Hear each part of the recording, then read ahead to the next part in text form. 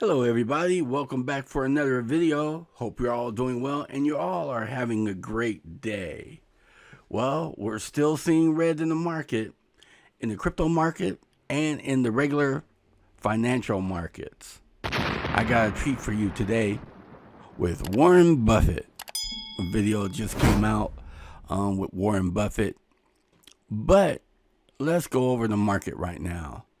Bitcoin is at $7,846.66.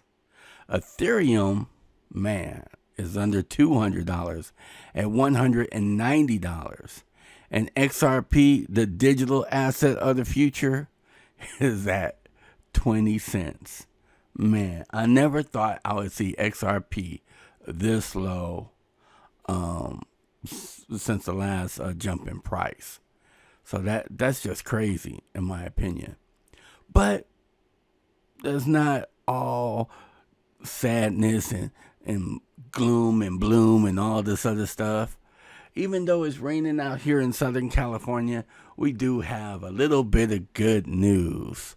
Thanks to Andy at Andy SPQR. Now, he tweeted out, there's only two things that are increasing in this market: volatility index and liquidity index from Ripple.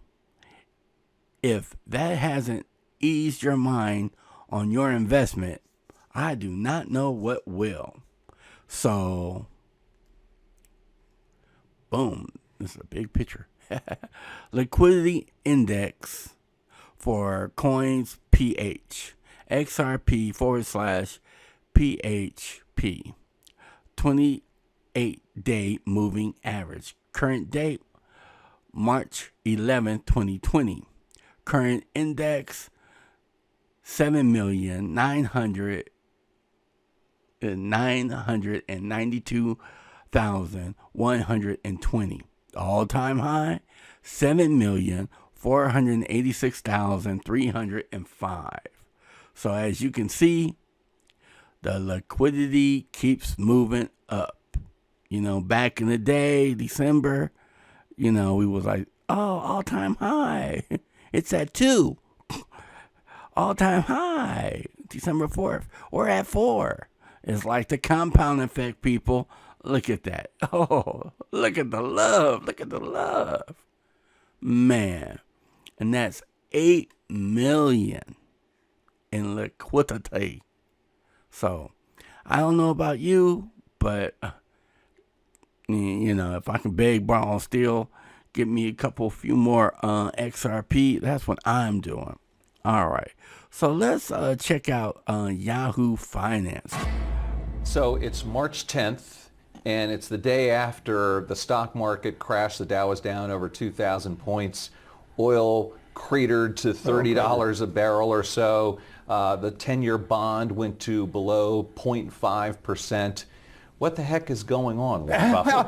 Well, I told you many years ago, if you stick around long enough, you'll see everything in markets. And it may have taken me to 89 years of age to throw this one into the experience. But markets, if you have to be open second by second, they react to news in a big time way. I mean, it's not like the market for real estate or farms or things of that sort. So you have to have a price, assuming, of course, we hit the circuit breaker yesterday, but. It still was. It wasn't October 19th, 1987, but it was an imitation anyway. And the combination actually of the coronavirus and what happened with oil over the weekend. I mean, that's a big 1-2 punch. Does this remind you of any other time? Well, I've certainly been a fair number of times when panic has reigned in Wall Street. And October 19, 1987, and the period around it. I mean, there was panic at the close of business on Monday, October 19th. Most of the specialist firms, which were important in those days on the New York Stock Exchange, were broke, and the next morning there was a check due to the clearinghouse in Chicago that didn't get there.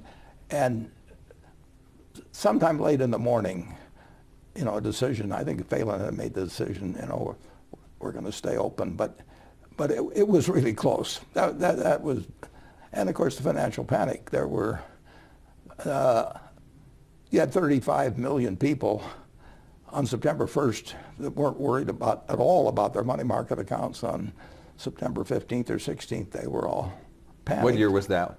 Well, that was 2008. 2008. Yeah, 2008, and you literally had $3.5 trillion in money market accounts, which people regard as the equivalent of cash or a bank deposit. That was half the amount of all the insured bank deposits in the country, but these weren't insured.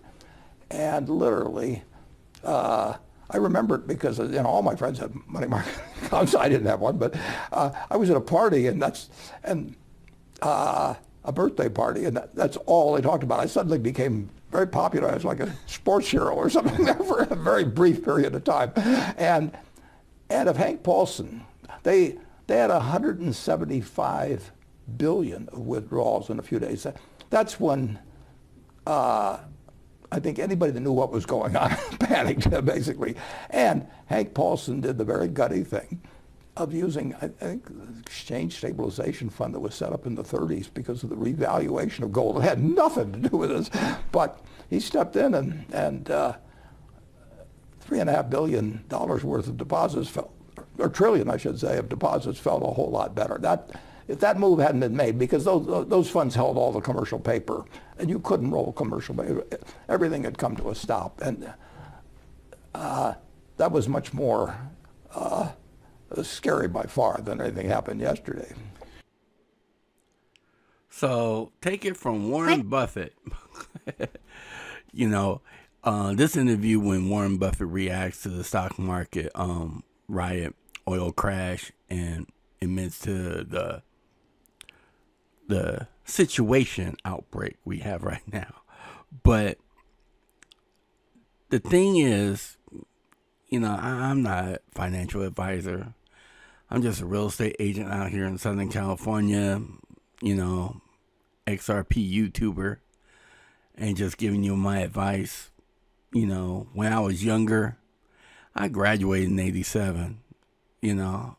I didn't have no idea of all the issues with the stock market.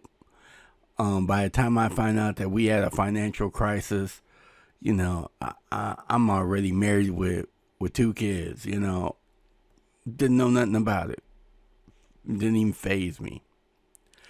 But now I'm more savvy. I'm in investments as far as cryptocurrency.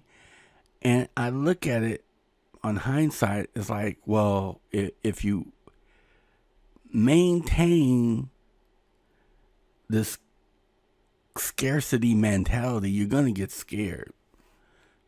The weak hands is going to shuffle off. They're going to be like, oh, I need to sell, I'm losing money.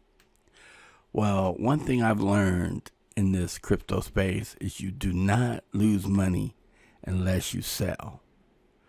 So I hope this helps somebody.